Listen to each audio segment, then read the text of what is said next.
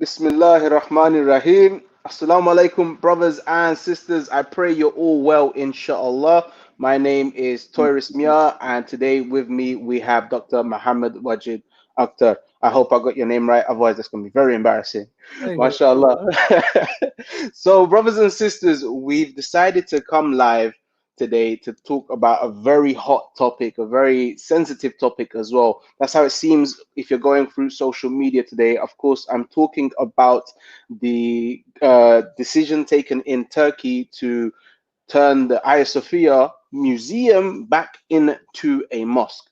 Now, when you go through social media today, when you look at a lot of the messages that are being shared by random people like you and I, you'll see people who are in support of this decision, and a lot of people who are against it, and a lot of people who are just confused and they're like, I don't know what to think. I just want to visit the place and take some pictures for Instagram. So today, Alhamdulillah, we have a very special guest with us who's going to give us a bit more of an insight onto what exactly the Ayah Sophia is, what's so significant about it, what's significant about the decision that's been taken today, and if it's the right decision, if it's the wrong decision, let's get a bit more of an insight into it. And this is, for me personally, I never like to form an opinion on something unless I know the full story.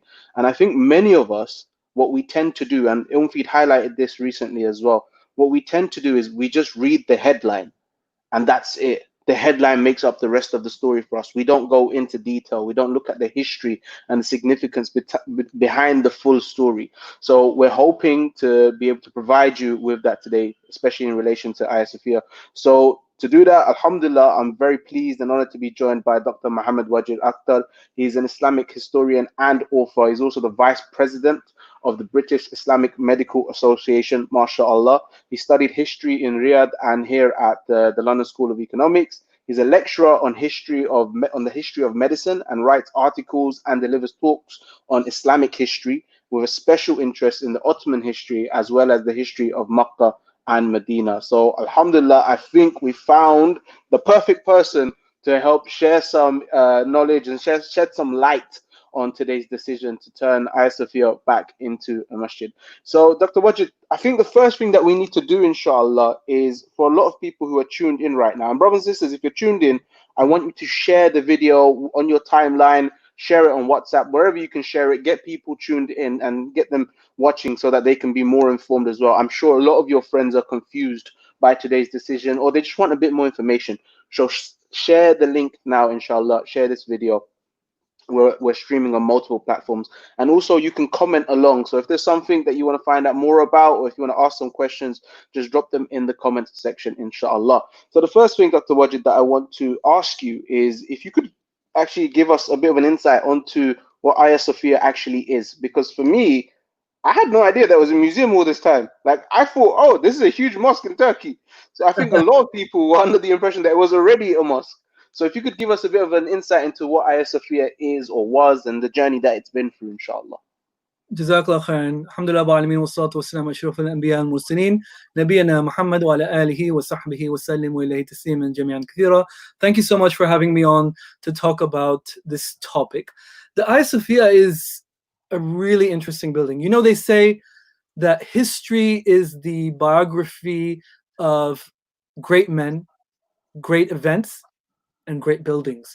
Well, the great men have gone, great men and women, they have gone from the pages of time. They're dead now.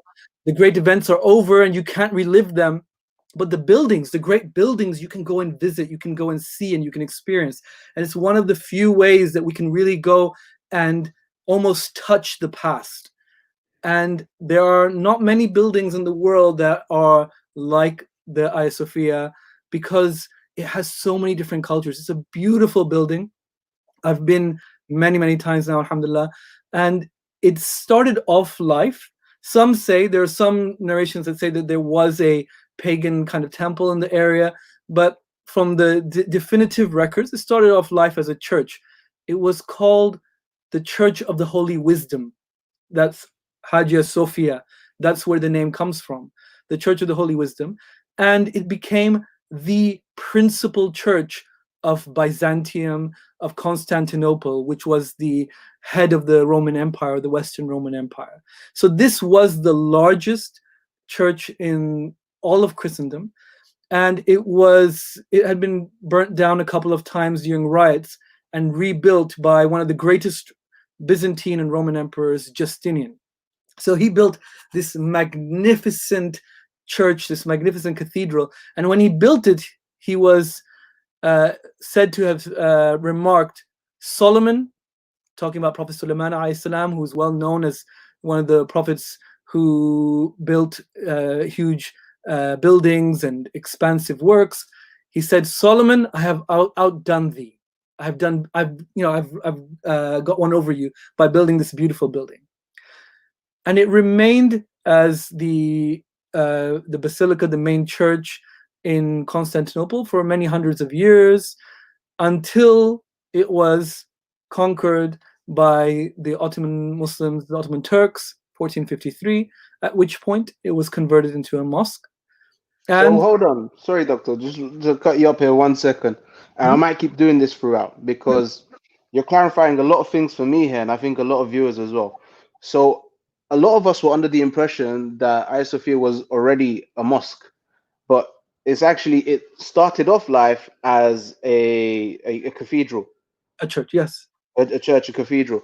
Okay, and then the Ottomans took over the area that it was in, and then it got turned into a mosque. Why did Yes. they end up taking over the land that Ayasofya was in? From the earliest days, and this is one of the miracles of the Prophet ﷺ, that the reason why they ended up taking over Constantinople was because of one sentence uttered by one man in Medina, ﷺ. In a small town in Arabia, the Prophet ﷺ told his companions that you will one day conquer Constantinople.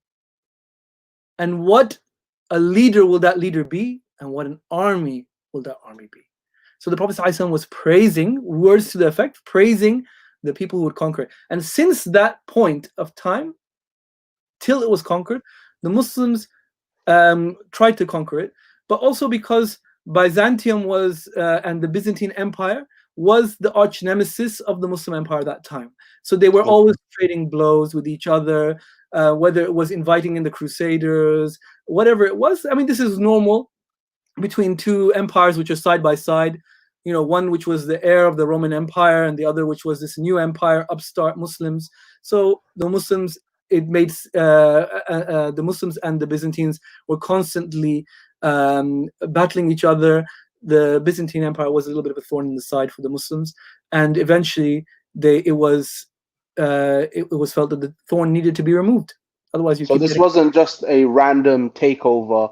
This is something. There was historical disputes here. There were long-standing battles, and it just so happened that it came now a time where the Muslims had won and they basically taken over the land. Absolutely, absolutely. Okay. And so the story of Ayasofya Hmm. is an interesting one. It's a very long one, and I think it's worth going into. But to keep it brief, I think what's happened now is that people are really worried because it was a mosque, and it'd been a mosque for centuries. It's probably one of the most important mosques in the Muslim world, actually. It was the main mosque in the capital of the Muslim world, which was Istanbul. Now, it remained a mosque for centuries, and then it was converted into a museum. Now, what's happened is that a lot of Muslims are worried and feel conflicted about this, because they feel conflicted that it seems to have gone back to a mosque. Why has this happened? And the main points that I wanted to make today, one of the main points was that unfortunately we just read the headlines and we don't read beyond the headlines. So what happens is that if you read the headlines, the impression that you'll get is that this is no longer a museum. This is just a mosque now. All the Byzantine artifacts, the mosaics are going to be destroyed. They're going to be removed. This is going to be just a mosque, and no one else is going to be allowed to enjoy it or take part in it. When in reality, what's happening is that it is now a mosque and a museum. So until day before yesterday, it was only a museum. What had happened was this mosque, this functioning and important mosque, had been unilaterally declared by a few people, not by the public, not by the Muslim world in general, by a few people, had unilaterally been declared that this is museum, no longer a mosque. You're not allowed to pray there. You're Oh not allowed wow. to worship there. If you tried, you would be stopped. And in fact, they were going to go further. There were plans to destroy the minarets. There were plans to remove the medallions where you see the name of the Prophet ﷺ, Allah subhanahu wa ta'ala's name, the Khulafa. All those were supposed to be destroyed, but only due to the How act. did it get to such a point that in a majority Muslim country, where a building where people had been worshiping in for many years, where Muslims had been praying in, it was turned into a museum, and then not just turned into a museum, but they were told you cannot pray here. That's a very big thing to happen. Why did that actually take place, if you can tell us? In a very brief summary about why that happened, it's because the Muslim world was going through a crisis of conscience. Mm.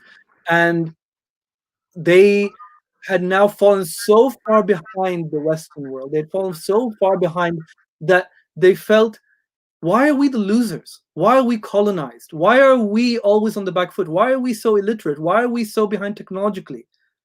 And the answer that many came up with at that time, and even today, is Islam. That's why our faith held us back. It was our religion that made us ignorant. It was our traditions that made us backward. And that's the answer they came up with in many countries, including in the post-war Turkey. Why did we lose the world war? Why did we lose our empire? Why did we lose our standing? Why are we subjugated? Why are there soldiers from other empires walking in our streets? It's because of Islam. It's because we held on to these traditions. We need to get rid of them. And the way that they got rid of them were many ways. They banned the adhan in Arabic. They banned the wearing of the headscarf. They banned their own language in its writing. So instantly going from a country that was mostly literate to becoming a country that was mostly illiterate, like that, right? So they banned so many things, including as part of this charm offensive to try and be as far away from Islam as possible and as close to progress, as close to modernization as possible. It was, let's take these big mosques, these mosques that used to be churches, and convert them back into either a church or a museum, but convert them away.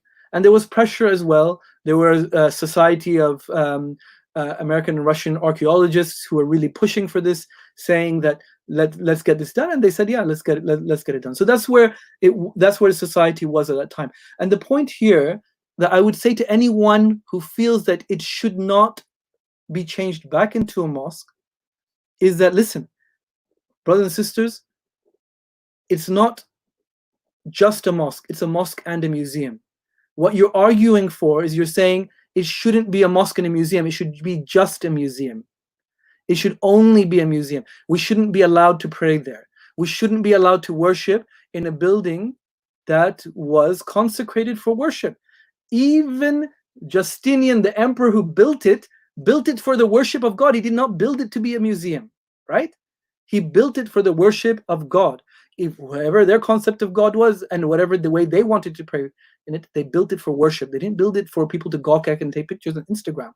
So it's Coming to that point, sorry, just as you've mentioned it, so I'm going back to the point that it was originally built as a place of worship, but it was built as a church, right? Mhm. Were the Muslims right to originally convert it from a church into a mosque? So this is another argument that's used by a lot of people. Mm. A lot of Muslims say, and unfortunately, because the level of knowledge of Islamic history is very low in the Yeah. Muslim community, so sometimes we say things without knowing the full context.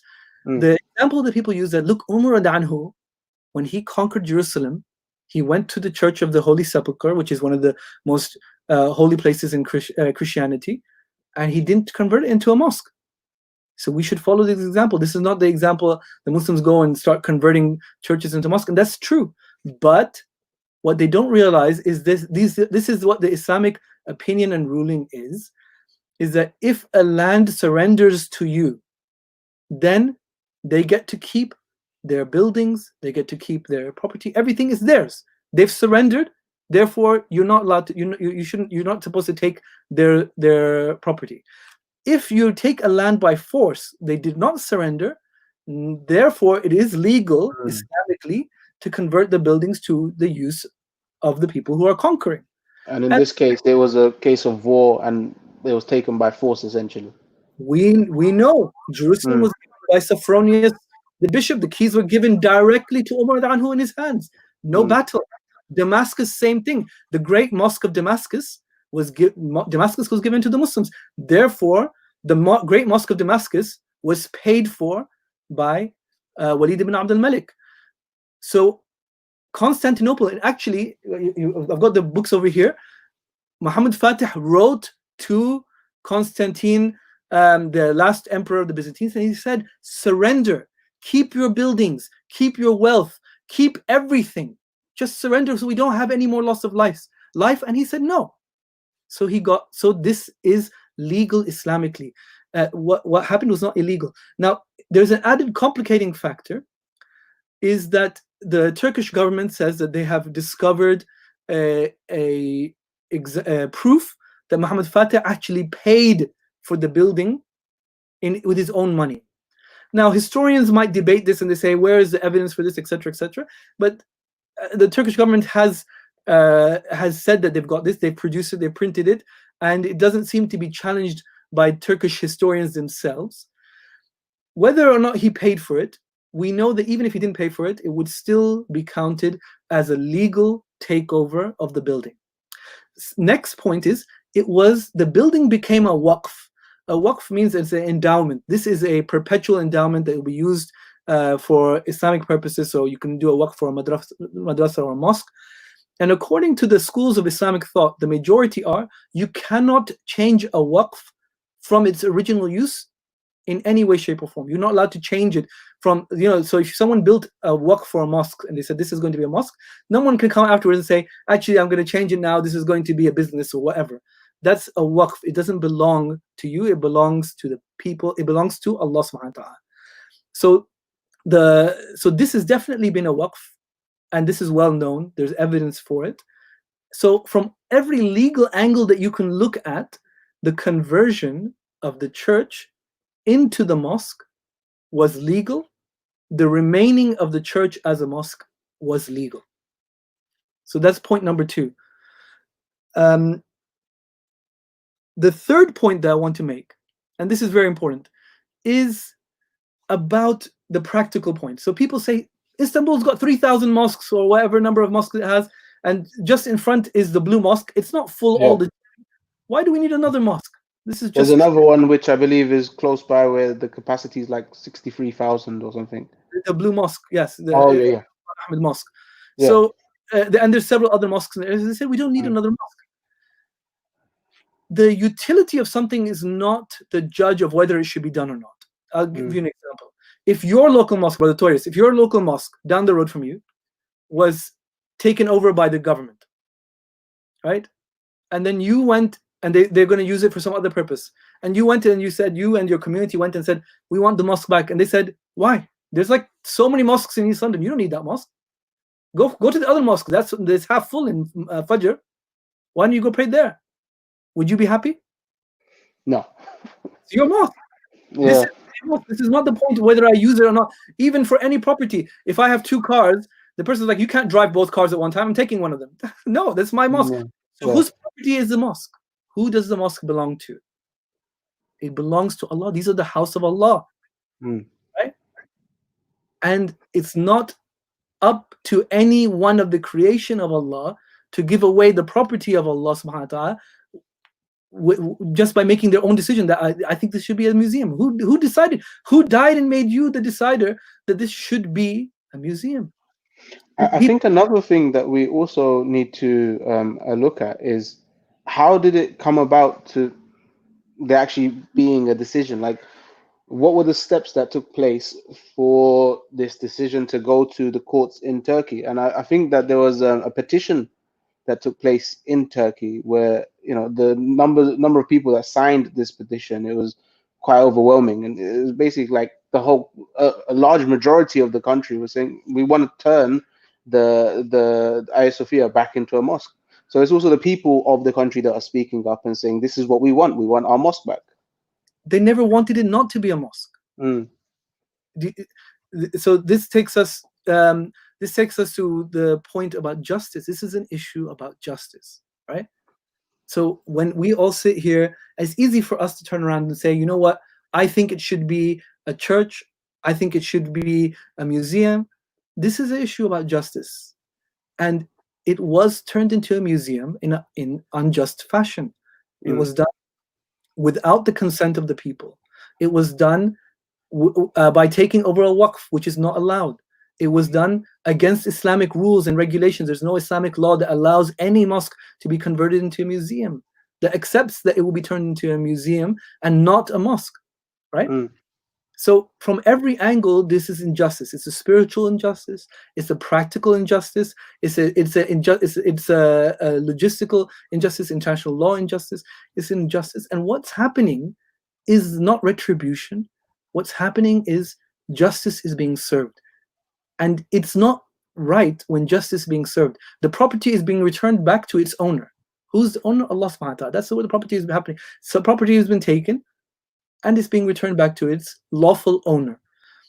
Now, no one's saying that it's not going to be a museum.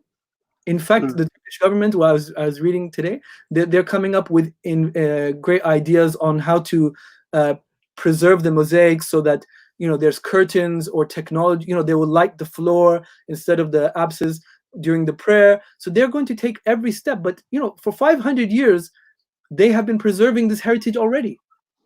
And now it seems a little bit unfair that we're going to turn around and say, oh, you're destroying it. What are you talking about? Who destroyed the Ayasofya? The Crusaders came and ransacked that building before the Muslim conquest. The Crusaders came, they ransacked that building, they took a prostitute and crowned her as the Pope of the Eastern Orthodox Church, and they took all the wealth. And where's the wealth? Even to this day, it's in St. Mark's Church in Venice. If you want to see the treasures of Ayasofya, go to Venice, because that's where it is. Who has wow. been preserving it for 400 years, 500 years? Who's been preserving it? The Muslims. Mm, We've been preserving the iconography. We've been preserving the building. Sinan, the master architect, he rebuilt the dome. He strengthened the structure of it. Sultan after sultan preserved this building for its use. But now we're turning around to them and saying, you guys are destroying it. Why? Because you want to pray there, which is what it was used for in the first place. it's quite profound to say that a community who has invested time, energy, and money into preserving a building cannot use it as they please. And another thought that crossed my mind, which is very relevant to now, around the world, especially here in the UK, around the world, we've been banned from praying in our masjids, for health reasons. People have been told don't go to the masjid, religious congregations are banned, etc. And I know a lot of people are feeling that they're missing the masjid. A lot of people are brokenhearted. A lot of people are very connected to the masjid, alhamdulillah. And what I just thought to myself was, at least there's an understanding that you can't go and pray in the masjid right now because of this pandemic, because there's a virus, because you could fall sick, you could make your family sick. The community in Turkey were told you can't go and pray in this masjid because we said so. No Exactly. sickness, no illness, no disease, just because we said so. Because we believe that this masjid and your practicing of Islam is keeping us backwards somehow. And that's heartbreaking. This is exactly the crux of the problem. What I would say to our brothers and sisters, I understand why it sits a little bit difficult in your heart when you see that, oh, it's being changed, because it feels like we're pushing down another faith, or it feels like we're erasing history. But let me tell you something, brothers and sisters. This is the mistake that people want us to make. They make us make false choices. They say you cannot have Islam and modernity. You have to choose. Are you a modern person or are you a Muslim? They tell us you cannot be someone who believes in good governance or democracy, etc., and be a Muslim. No, you have to choose. You're a fundamentalist dictator or you believe in this. And they tell us you have to choose mosque or museum. You can't have both. Why not? The Vatican is a church and a museum, right? St. Paul's Cathedral is a church and a museum. Every single church of any significance is a church and a museum, but this is not allowed to be a mosque and a museum. Why? Why are we always the ones who are not allowed? Come, enjoy the heritage, enjoy the culture, enjoy the history, and let us enjoy worshipping Allah subhanahu wa ta'ala as well. That's all we're And asking.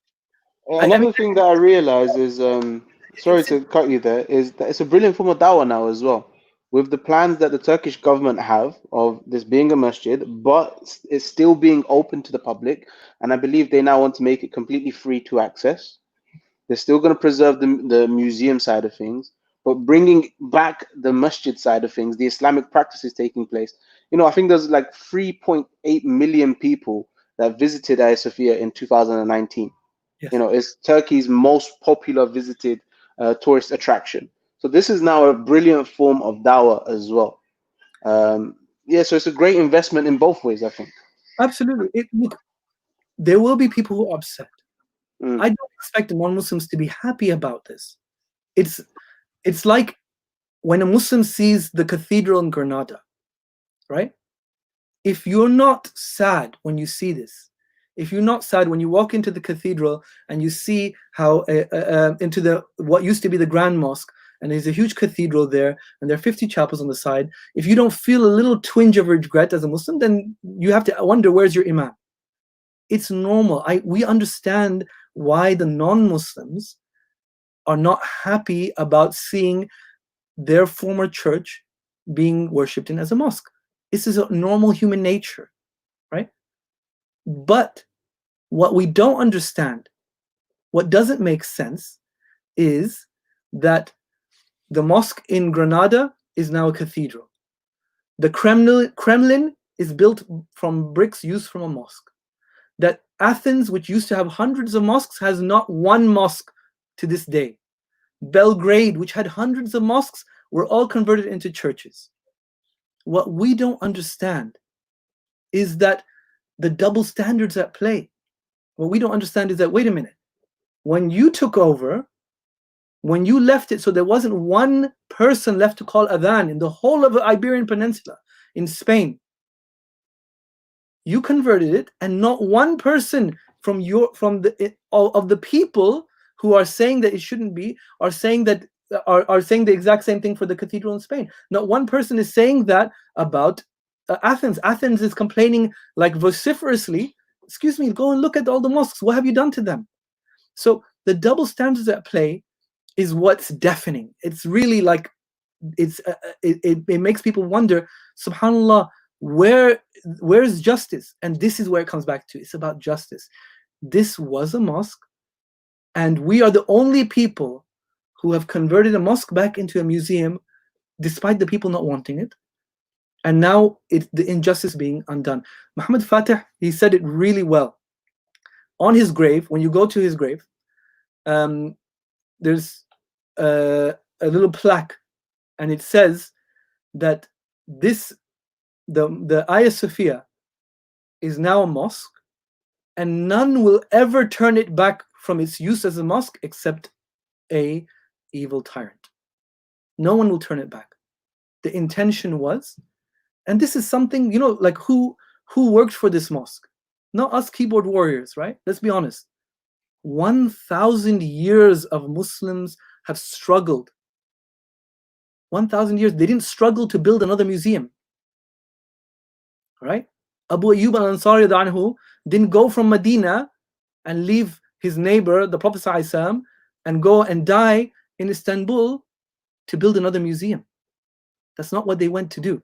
SubhanAllah. Nobody thinks about it like this. Yeah. So we're dishonoring their legacy. And I think we're also dishonoring the legacy of the Christian past. I know a lot of Christians might disagree with me, but this is a house of God, not a house of pictures. What's happening now is that it's going back to its original intention and purpose, for the religion of the people who are there, for the people Mm. who have taken it over, for the people who have preserved it as custodians until this time, not conquerors of people who are just, we've erased it. It's not who we are. Islam has never come to destroy the people before it. It's come to enhance the cultures that are around it. You can still go and see the Byzantine architecture and build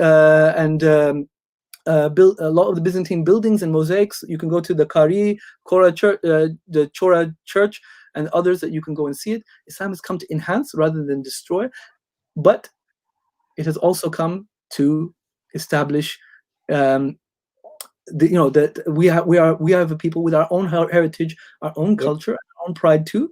We're not dirt on the street that Mm. we should erase from history. And this is the part that I want to end with for our brothers and sisters. Brothers and sisters, Muhammad Fatih, he conquered Constantinople. For us, maybe we need to conquer our inferiority complex, because that's where this is coming from. It doesn't make sense that we are so upset, we are so sad, and we're so unhappy about an injustice being righted, and about the property of Allah subhanahu wa ta'ala being returned back to him, from a place to be a mosque and a museum, not just a museum, but a mosque and a museum, respecting everyone, rather than disrespecting Muslims and Islamic heritage and culture that has been for the last 80 plus years. May Allah subhanahu wa ta'ala preserve us, preserve the deen, preserve the way that we see, and make us see the truth as truth and falsehood as falsehood, inshallah. And may Allah subhanahu wa ta'ala keep our hearts united, and not just make us people who bring others together. We're here to extend our hand of friendship to everyone, everywhere, Muslim, non-Muslim. This is not a triumphalism. This is not a hatred against any other religion, but this is us removing something from ourselves. This is us removing an inferiority complex from ourselves. This is us removing an injustice from ourselves, and this is us saying that the Ayasofya is no less than any church anywhere else, no less than the Vatican, no less than St. Paul's, no less than any other building which works as both as a house of God and a museum at the same time. Jazakallah khair. Absolutely brilliant. And I'm sure that there's a lot more that can be said about Ayasofya, the history around it, the relevance of this decision. And I'm sure we have a lot of people who are tuned in who have now more, like they've gained a lot more knowledge and a lot more understanding behind the decision that's taken place. I certainly have. So Jazakallah khair, Dr. Wajid, for the detailed information that you've been able to provide us in such a short space of time. MashaAllah. Brothers and sisters, one thing that I will certainly ask you all to take away from this session, especially, is when it comes to you seeing these headlines, when it comes to you seeing these stories, especially when it's around something that's so relevant to Muslims and so relevant to Islam, don't just go by what the headlines say. Don't just go by what you see on your timeline. Do your research, understand the full story, get an understanding, a deep understanding of the history, the context, what this building or what this thing actually means to Islam and actually means to you as a Muslim, and then form an opinion.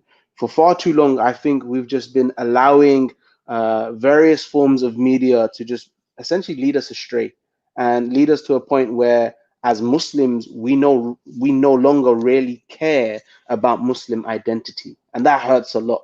Inshallah, we can take away a lot from today's lesson and today's session with Dr. Wajid and implement it into future articles, future stories going forward for ourselves. I'm not even talking about Ilmfeed here. I'm talking about us as individuals. The way that we process information has to change. The way that we react to situations has to change. We can't just go by what the media says. We have to get a deeper understanding for ourselves. Dr. Wajid, Jazakallah khair for joining us today and for sharing some of that knowledge with us, mashallah. I really, really would love to have you on Ilmfeed again, and I'd really like to learn more from you as well. Alhamdulillah, you've got a wealth of knowledge there that Allah subhanahu wa ta'ala has blessed you with. May Allah preserve you and increase you and protect you. Ameen. Brothers and sisters, make sure you follow Ilmfeed. Make sure you share this video. We're going to upload it as well, inshallah, to our social media channels and our YouTube. Make sure you share it with your contacts, and make sure you give Dr. Wajid a follow as well. Jazakallah khair from me. It's Tourist Mia. And any closing words from you, Dr. Wajid? just this last point. Sorry, I know you did a fantastic summary. My brothers and sisters, don't. There are lots of things that we will disagree upon as Muslims. We're a diverse bunch of people, so disagreement is fine, but don't let it disunite you. Whatever you do, do not let it disunite you. May Allah subhanahu wa ta'ala preserve the unity of the Muslims, whether we think one way or the other. May Allah subhanahu wa ta'ala give us our lost glory and our izzah back, so that we are not conflicted about our own heritage. And may Allah subhanahu wa ta'ala make us aware of our own heritage, our own history, and make us people who go back to living up to our ideals. So Jazakallah khair. Oh, yeah. Jazakallah khair, brothers and sisters. That's it from us for today. Take care. Assalamu alaikum wa rahmatullahi wa barakatuh. Salam.